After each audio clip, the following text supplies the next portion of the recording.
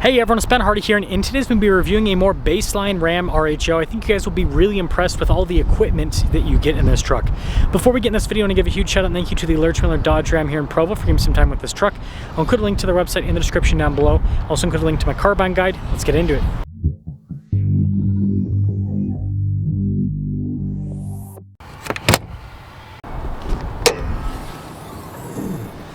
Under the hood, we have a twin-turbo 3-liter inline-6 that goes through an 8-speed. It puts out 540 horsepower and 521 pound-feet of torque.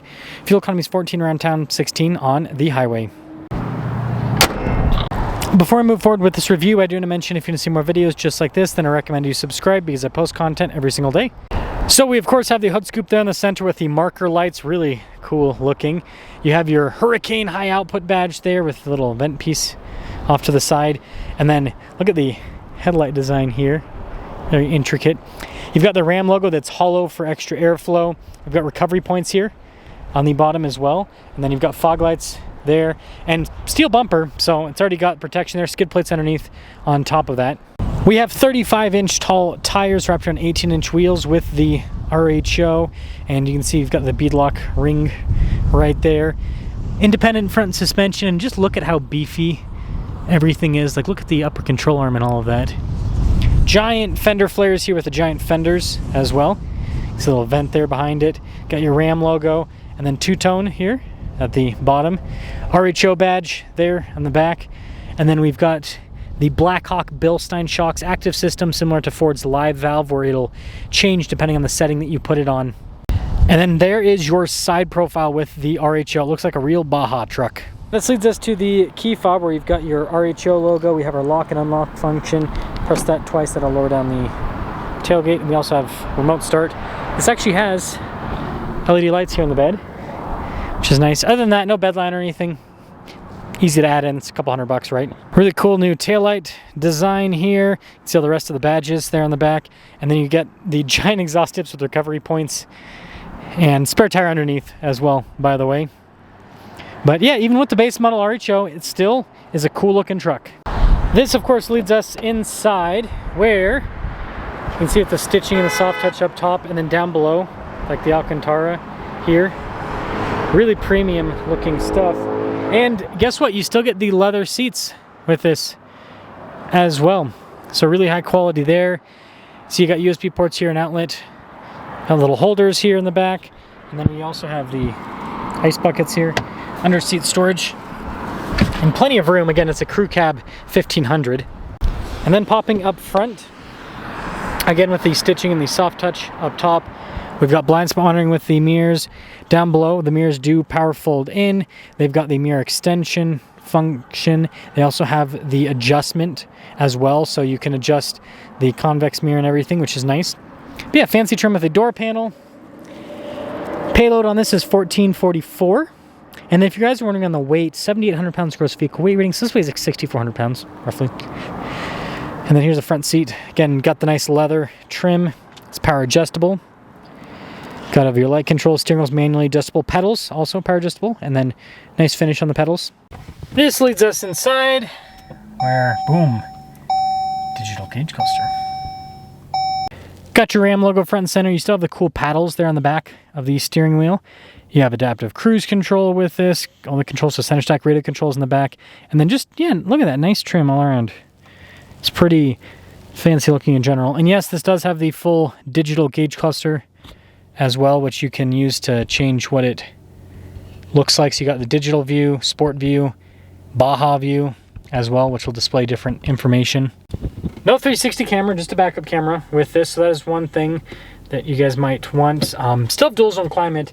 But you'll note just heated seats and heated steering wheel, no cooled seats with this. So interesting that they've got, Anyways, you've got analog controls on the other side for the climate, for the radio. You have 4 auxiliary switches here, parking sensors, your trailer steering, trailer brake controls. And yes, this has the smaller, it's still a big screen, but it's got the smaller unit. And then you'll notice that we still have launch control. You still have your rear locking diff, your 4-wheel drive select. It does have auto, low, and high. Off-road cruise control, and then your drive modes, which if you press this, it'll actually pop it onto the screen here. And you have modes for both on-road and off-road use. Got some USB ports, little phone charging pad right there. Shifter here in the center console area, so you don't have like a little dial shifter. And you can see you've got the nice RHO plaque there, and plenty of center console storage space. Now again, nice trim all over this whole setup. Just a regular rear view mirror. We've got power setting rear window, no center with this. Oh, and it says RHO on the glove box, which is cool. And you've got nice trim all across the dash here. Now the RHO starts at $69,995. Destination charge is $2,000, just over.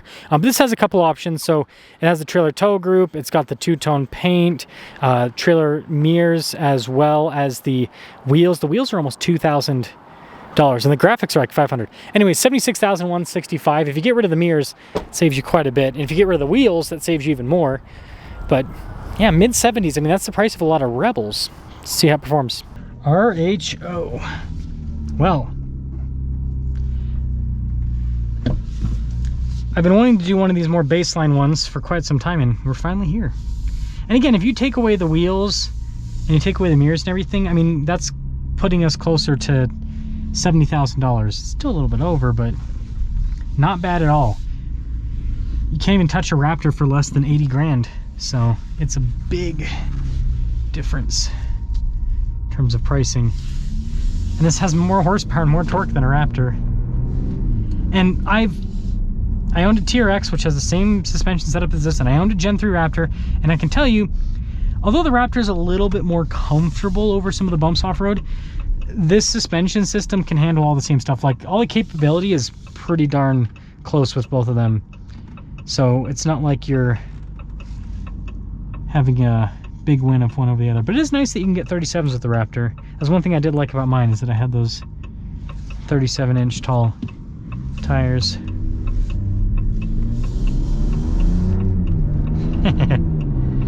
Now, although this engine doesn't sound as good as the Hellcat, I wouldn't say it sounds any worse than a Raptor. But the thing it has over Raptor is it's a lot smoother. Inline sixes, just with how they produce power, it's just all the way through to the top of the power band, whereas V6s kind of taper off towards the top.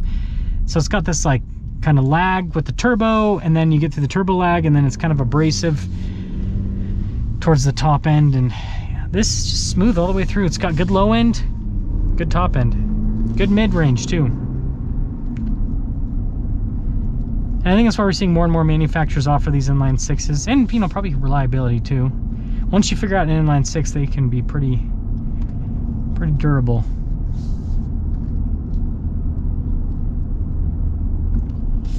Yeah, this is such a comfortable truck. I mean, when it comes to daily drivers, other than the size, it's pretty darn good. I swear I pressed that button. There we go. Pop it in the sport mode. It's got tons of space. The only downside is parking. When you're over 80 inches wide, it's hard to fit in places. That was actually one of the things that when I sold both my TRX and my Raptor. I don't own either of them now. So one of the things that I did not miss is going into places and parking. Yeah, that was not, and it's also like the size. I mean, full-size pickup trucks are enormous. I mean, talking about a vehicle, it's like 20 feet long. It's huge, huge. But hey, it's the price you pay for comfort and, well, performance. It's quick. It's quick. Again, it doesn't have that same big punch that the Hellcat has, but it's still a very quick truck. And again, when you compare this to a Raptor EcoBoost, it knocks the socks off the Raptor. Any Raptor person that says that the Raptor acceleration is on par, they're just coping. They are just coping. It's not even in the same universe. So, especially when you like 37 package Raptors are just slow comparatively. Yeah, it's such a nice power band. It really is. Overall, the entry-level RHO is a really good value in this segment because it's not really, I mean, look at how much a Ford Tremor is. Look at how much a Silverado Trailblazer ZR2 is. Look at how much a Ram Rebel is. So it's like getting this level of Baja performance with a nice interior Doesn't have cooled seats, but it's got, I think this has more than enough tech. You don't really need more than this. It's got everything you need, nothing you don't need. It's fun to drive. And yeah, just the pricing.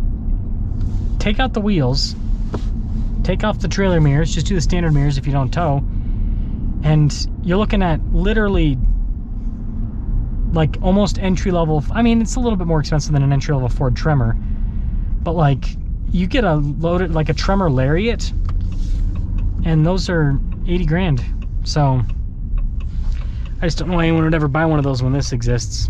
And I don't know why anyone would buy a base model Raptor. Like, I can understand getting a Raptor R, because the V8's cool. But like a base model Raptor when this thing exists, even the 37 package Raptor, because the 37 package gives you a little bit more clearance, but it's like, why would you get that when this exists? Let me know your thoughts.